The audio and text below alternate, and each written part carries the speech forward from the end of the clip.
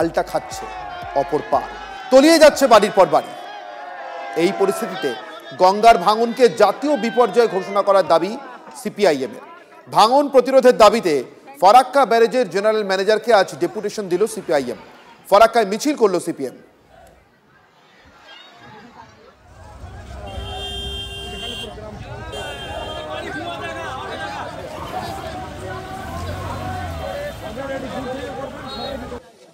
মালদা মুর্শিদাবাদ দুই জায়গাতেই যে প্রচার চলছে তার ভিত্তিতে দুই জেলা মিলে ফারাক্কাতে করা হবে। কারণ গঙ্গা ভাঙনে অসংখ্য মানুষ গ্রাম, মন্দির, কবরস্থান, বাজার, হাট, ক্ষেত খামার চলে যাচ্ছে।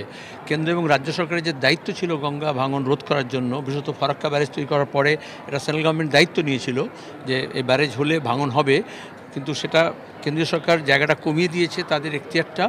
আর রাজ্য সরকারও যা করে বাঁধের যে টাকা চলে যাচ্ছে মাটিতে, কারণ লুট হচ্ছে। তো সেখানে দাঁড়িয়ে এটা শুধু শুরু করা নয়, এটা গত কয়েক বছর ধরে চলছে। বামপন্থীদের এটা গোটা বিশ্বব্যাপী কাজ, যে প্রকৃতি নিধন যজ্ঞ চলছে মুনাফা লোভীদের কাছে। তো যারা মুনাফা শিকারী, যারা লাভের জন্য করছে, তারা বন, জঙ্গল, মাঠ, ময়দান, ঝর্ণা, নদী সবই ধ্বংস করছে। আর যারা এই মুনাফা শিকারীদের বিরুদ্ধে লড়ছে, তাদেরকে এই গাছপালা, জঙ্গল, নদী, ঝর্ণাকে বাঁচাতে হবে।